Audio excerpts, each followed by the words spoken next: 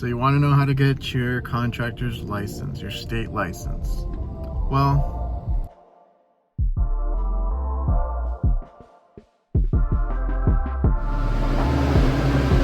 so they said they have a lot of water. Oh, there it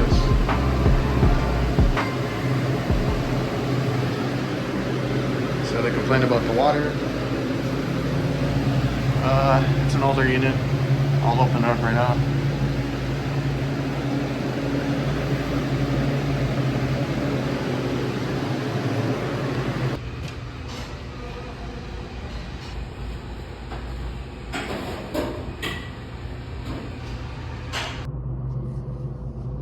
Yep.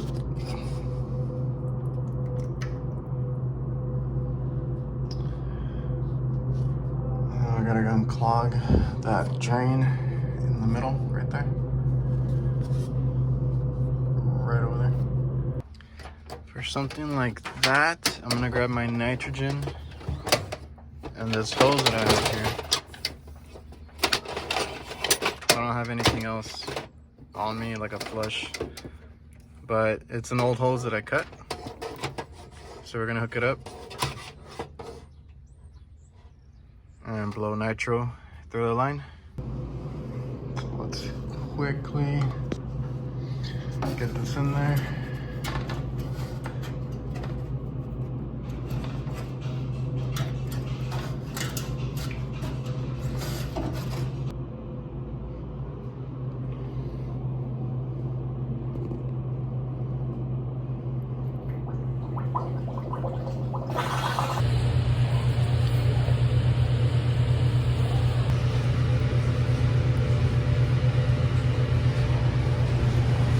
Alright guys, so it is a hot one today. It was like 40, 50 degrees yesterday, and now it's like 70, 80. So I just came up to the roof. I still have like 30 minutes. We charge them like at least an hour, so it's my last call of the day. My advice to you, if you want more work or you just want to take care of your customer, just walk around the roof, and when you're writing out your work order, which you should be using Hvacr, link in the description.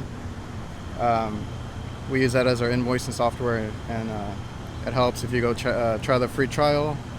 If you sign up, I'm an ambassador, so just a shameless plug. And yeah, you can like leave them notes and stuff about what else they need, what looks bad, and they might tell you to fix it on the spot, or they'll put in a, like for us, they have to put in a work order, so they would call us back. So I'm gonna walk around, just make sure everything's good, and if nothing looks funny or out of place or anything. I got some hella old units up here. Just gonna walk around.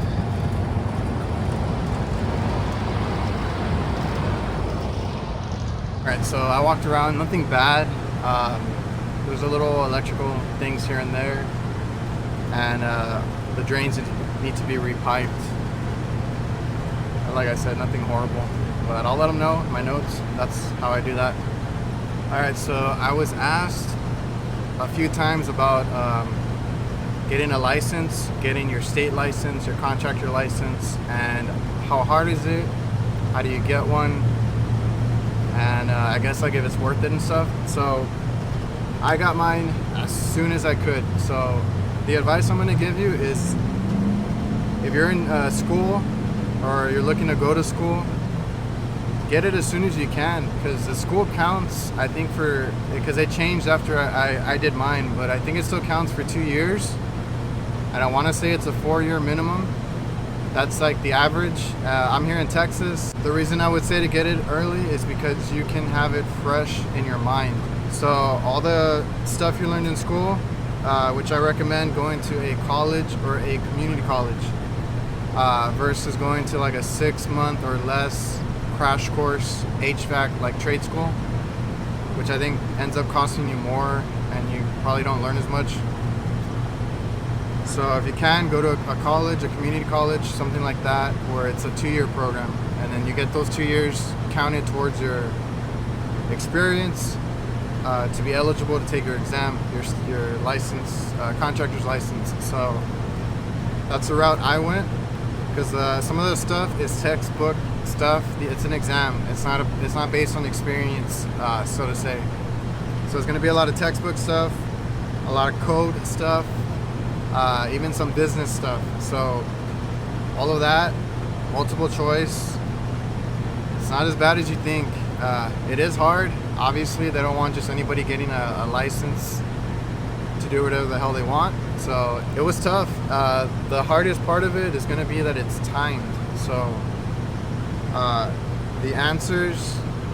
the question and answers are straight out of the books. When you're looking to take the exam and sign up for it and everything, they're going to give you, or you can get like a list of textbooks for reference. So I went ahead, I got the list, and I grabbed basically every book off of that list, and I just read them over and over. Just read them over and over until you're comfortable with it, and you more or less know your way around the books. It's not really based on you being out in the field. So like, if you think you can take it without the books, you're wrong. If you are worried that you're not experienced enough, that's also false. I took it as soon as I could. Like my first 3 years in the field, I took it. I kind of hesitated a little bit because I was scared, but I went for it. The way I looked at it, it's like $125 exam fee, I guess, to take the test. I looked at it as an investment. So honestly, I went in the first time and I said, F it, like, I want to see what the exam looks like. I want to see how I do. I had the books, I didn't read them as much as I should have. So I went in there just to see how it went. And I got an idea for the questions, for the time that I had. The time goes by super quick. You literally have like a minute for each question. You need to know it. So I went in there and got all that information and got the experience of taking the exam, right? I finally got it. I was ready. I knew it by then, right? So I took it and I got my license, and I was super stoked. So like I said, get all the books that are in the reference material, because you're supposed to get a paper with all the test sites and all the books that you can buy to prep. So do all that. Like I said, I would highly recommend you do it as soon as you can while it's fresh in your head, even the stuff that you learned at trade school. Alright, so now I'm in front of the walk-ins checking these out, but and actually I see one.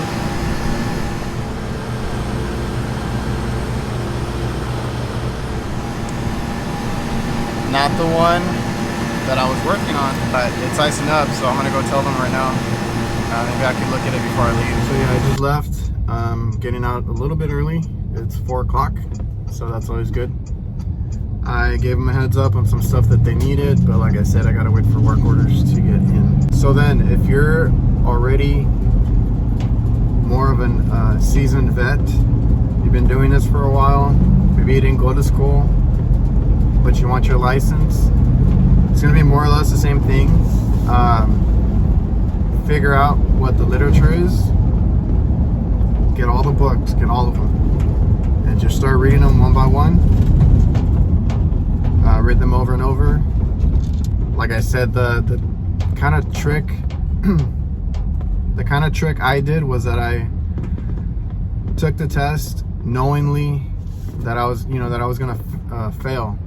I knew I was gonna fail the first time for sure, but I went in to see how it was, see how I would do, see what the questions looked like, see how the timed portion, like how it went, since it's a time test, like a practice test. You paid for a practice test basically. Now the first thing in opening up a business, you need your license, you need your contractor's license, you need to be set up for that, and then take care of your other stuff. Now when you get your license, you do need to have insurance, so just be ready when you're going to take your test. Be ready to pay for your test.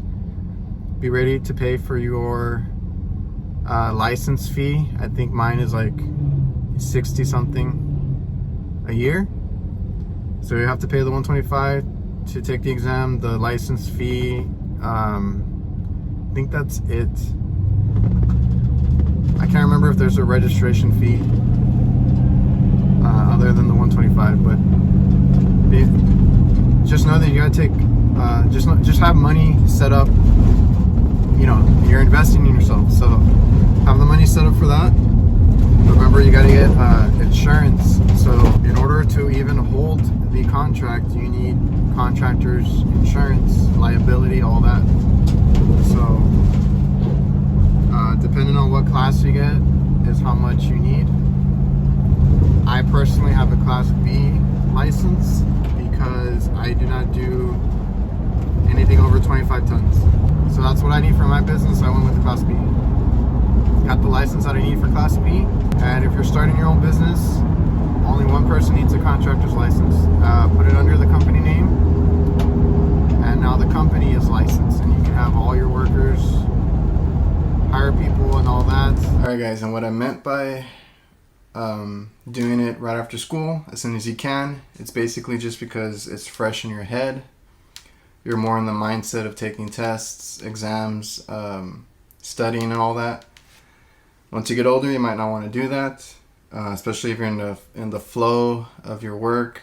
You got a family, everything like that. So you might want to do it as soon as you can after school. Also, the school counts, I think, for 2 years or something like that.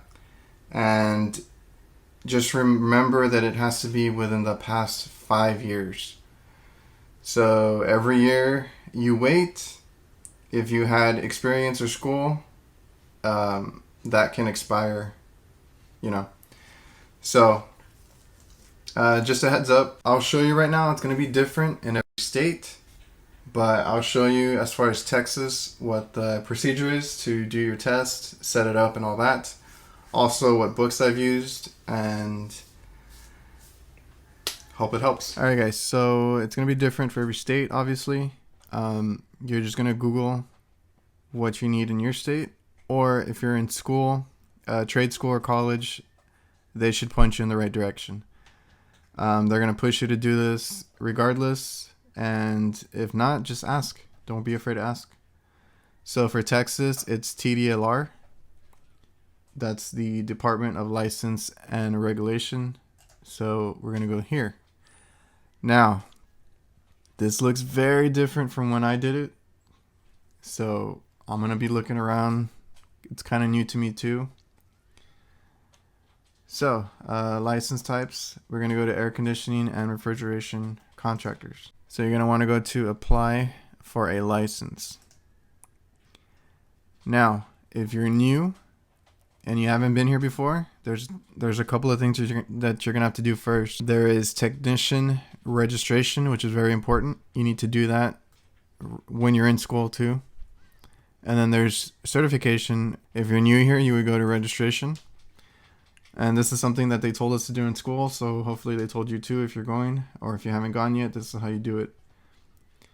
So this is just to be registered with the state. It doesn't mean that you're a contractor or anything like that. It's just that you do work or do work for somebody, and you just have to register. So it says here, any person who assists a licensed air conditioning and refrigeration contractor in performing air conditioning and refrigeration maintenance or repair must register as a technician. So you need to be supervised under a licensed contractor, and you cannot advertise your own services. Basically, all you have to do is apply.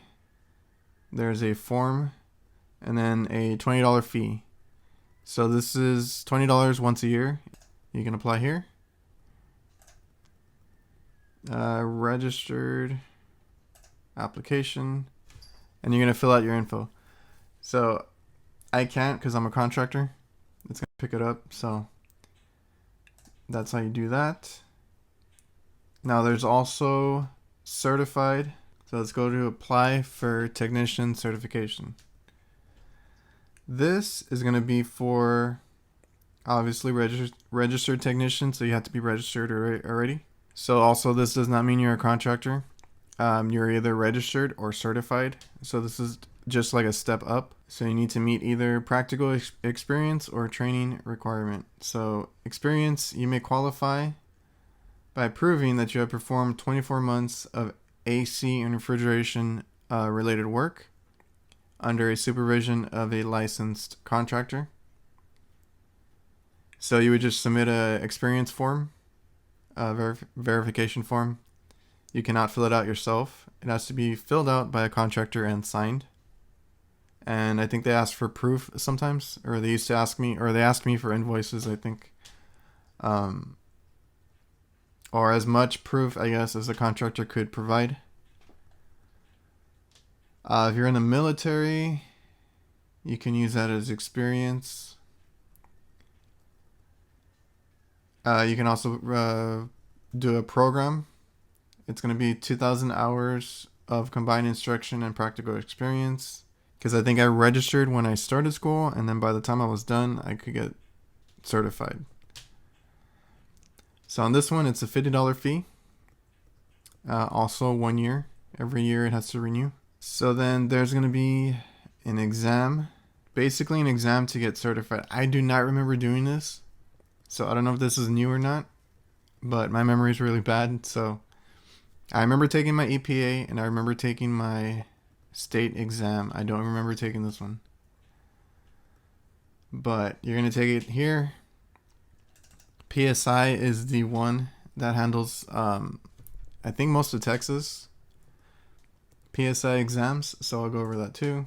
And then once you've been certified for a year, and then you have 36 months of practical experience in the last 4 years, you can apply for a contractor's license. There was a change. I can't remember what the change was. When you go to apply for a contractor's license, these are the requirements. You need 4 years of experience in the past 6 years. So I think that changed. Or you could be a certified tech for the past year and have 3 months of experience. I had 2 or 3 years of experience on top of being certified. And then here they only give you 4 years if you're fall under that one. Yeah, it looks like you don't need to take the certification exam.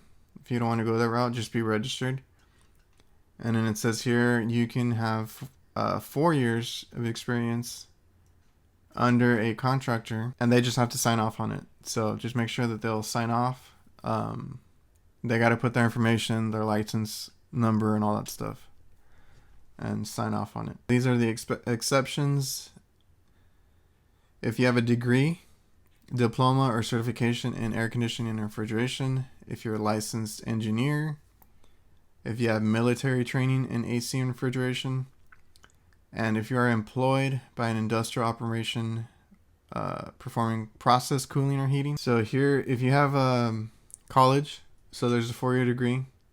A 4-year degree gives you 24 months of the experience instead of going out to work. A 2-year degree, which is probably the common one, gives you a year of experience. So then you would have your year here and then make up the rest of it at work.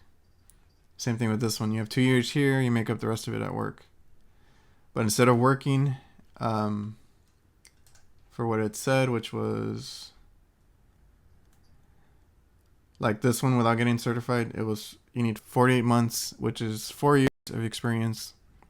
You could take away either a year or 2 if you went to college. Because I want the degree. So I went that route. I took off 2 years of mine. And I think I only needed a year or 2. I don't remember what it was before. It was very similar. I forgot what it was that they changed. It wasn't a major change, I don't think. But yeah, I got to shave off 2 years being in the field. And I took it right away. So to apply, it's $115 to submit just the application. So then you have your Class A and your Class B. Class B was for me. I didn't need to do anything bigger than 25 tons. So I went with Class B personally because I knew what I was going to do for the rest of my life. And I knew where I was comfortable because I had already been out in the field for a little bit. So my recommendation is, if you don't know what you're going to do, go for the Class A. It's only a little bit more, only a few more questions. I don't remember. I'll look at it, see what it tells me, but it is a longer test. But you get to work on any size unit. So if you don't know what you're going to do, or maybe you want to change later on to do bigger units and you want to do on anything, work on anything, I would suggest going with the Class A. If you're like me and you know what you're comfortable with, and like I had a family business, so I wasn't going to leave restaurants and what I do to do anything else, and I didn't want to overwork myself, so Class B was perfect for me. Now, endorsements is separated here. So I don't know if this is the same in every state, but in Texas, they are separated. So you have environmental air. So you need to pick one when you go take your test. Environmental air is only air conditioning. So this includes treating air, cleanliness, ventilation, everything for human comfort. There is commercial refrigeration. So straightforward. It's any refrigeration equipment, small or big. And I think this also covers some sort of air conditioning, but it's not for human comfort. It would be like for product only. And then there's process healing and cooling and heating, which is going to be controlling temp, humidity, and a lot of stuff for equipment. So that's going to be big warehouse manufacturing type stuff. And it even tells you here, commercial refrigeration and process heating and cooling are going to be coolers, freezers, ice machines, and equipment that provides temperature. The thing here is, if you want to do both AC and refrigeration, you need to take both of these tests. And there's no way to combine them. You need to take one and then the other, and then they will combine your license. Insurance is another thing you have to think about. A lot of this, I'm trying to give you the amounts. Insurance is not that bad. It's just a monthly payment. You have to talk to your insurance provider for all this. So if you get a Class A, these are going to be the requirements, which is not much more. It's a significant amount, but, and then like what I got was this one. So these are the minimum requirements. You can do more if you want. Talk to your insurance agent or whoever. So once you've applied, the next thing would be to go to your exam site.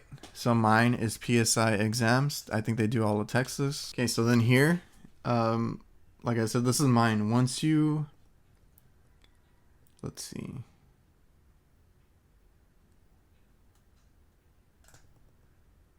Yeah, I believe you have to register first. Once you're approved, that's going to be, it's going to show up here. So you're going to pick your state and everything. And then I think this is other. So yeah, let's say refrigeration. It's going to tell you how long you have. So it was 180 minutes. I don't remember the amount. It's like 100 questions, 120 questions, something like that. Up here is going to be a bulletin. So if you are in Texas, if you're following along, click here. This is what I used. I printed this out, and this gives you a lot of information. So it tells you how to log in, how to create an account, all that, how to take, how to schedule the test. So you're going to pick, a site location and a time, fill out all your info, and you can take it as many times as you want. If you fail, just go back and take it again. It happened to me. I had to take it again. Don't be discouraged if you fail. So right here it told me the locations, because before, this was a long time ago. I just went by the printout. So it tells you there. It tells you how to get there too. It gives you directions. Okay, and then here, exam material list is going to be the books that you can use. So it's going to give you the business and law books that you're allowed or that you can get. Here's going to give you the technical. So this is your refrigeration and duct. And if you're taking environmental air, these are going to be the other ones you need. For code, these are the books that you need.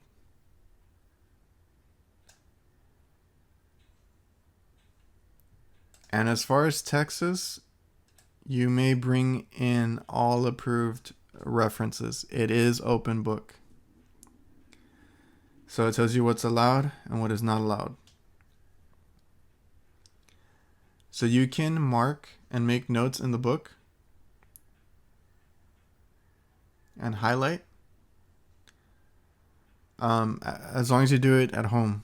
You are not allowed to write, obviously, while you're taking a test. So that's the only thing. You can't do anything while you're taking a test. It is open book, only to look. And you can't take any paper or anything. I don't think you can take anything to write with either. So you can take your books, only the books that are approved, and they will check. Here's the cool thing. It tells you the outline and how many questions in each. So for error distribution, it tells you that there's 18 questions. So if that's the most here, you need to focus on that. Refrigeration is only 6. A lot of these are 6. Equipment requirements is 12. Design and systems is 12. So it'll tell you, and at the top it'll be here, environmental. This is for environmental air class A. 120 items, 230 minutes. And you need a 70 to pass. So each one tells you environmental air class B, refrigeration class A. Class B is 170 minutes. And here are the fees. $60 is for the test. So these are 100 questions, 170 minutes. So if you're going for certified technician, it's 60 questions, 112 minutes, and the fee is $60 also. Tells you how many of each. And then this is a form that you fill out to take your exam. Like I said, I printed this out, so I had to mail this out. You check off which one you're taking. The B is 60 and the A is 74. So the A is a little more. Like I said, you need to take, if you're going to go for both combined, you need to take one and then the other. You cannot take them both at the same time. And of course, don't do them in the same day. They take, a long time.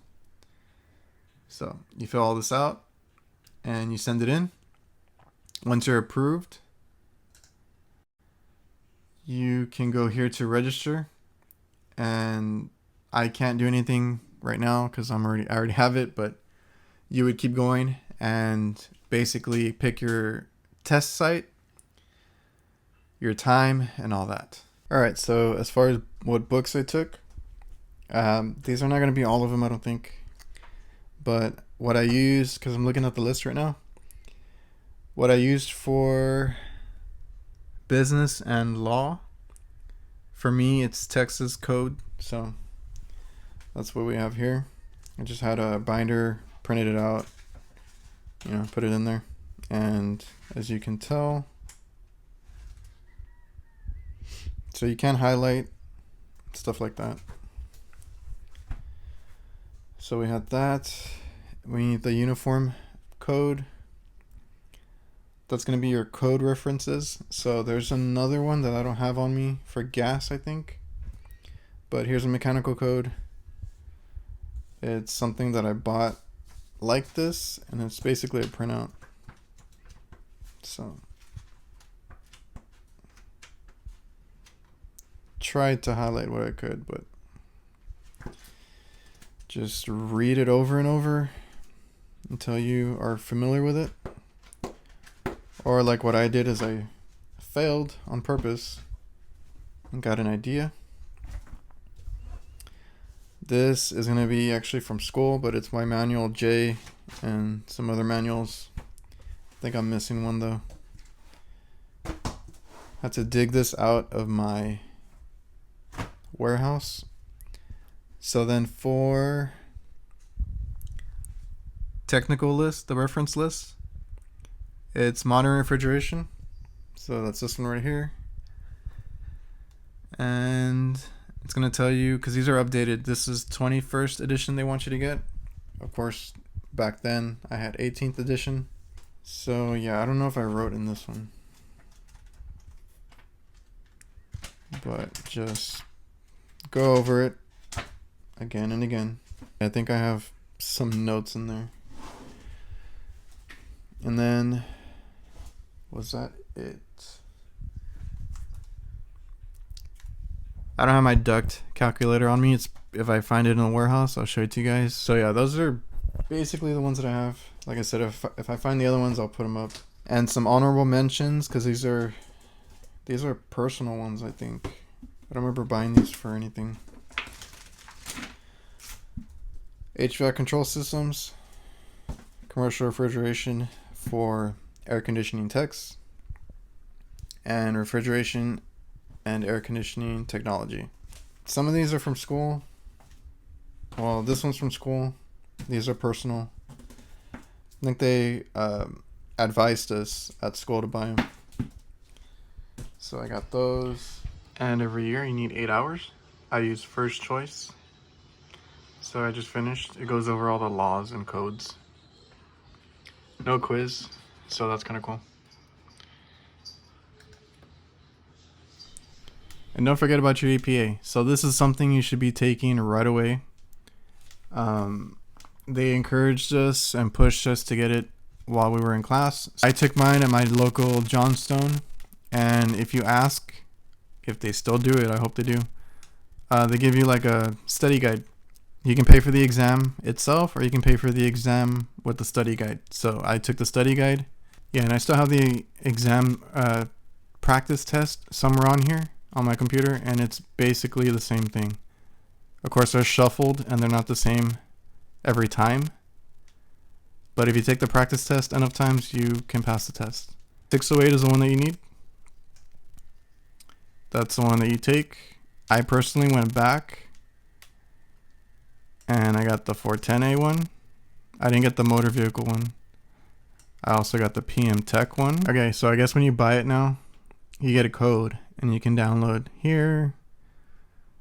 And I guess there might be, oh, this is the one that I had, I think. Interactive study software. Yeah, and then there's an audio one and then a video training. So I guess you download them now. And that's how that works.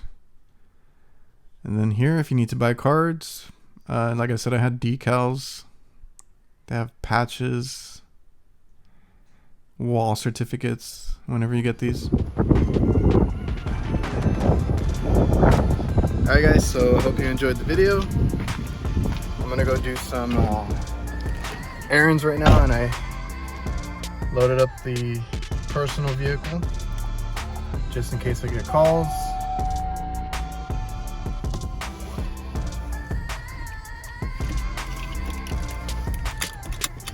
So yeah, I hope you guys enjoyed the video. I hope it helped some of you. I've been asked for this kind of video a couple times, so I just went ahead and did it. Some guys reminded me that I had to do this video, so it's for those guys. And HVAC guy did a video on starting a business and all that. He was pretty spot on his explanation of starting everything. I don't know if you guys want any advice on starting one, but like this video was a question. So if you guys have any questions, let me know in the comments. Leave a like, comment, subscribe if you haven't yet, all that good stuff, and I will see you guys. And what do you know, I did get called in, but I was already coming to do invoicing, turning those in to bill them, and they wanted a second opinion on something. As I was driving here, they called it in.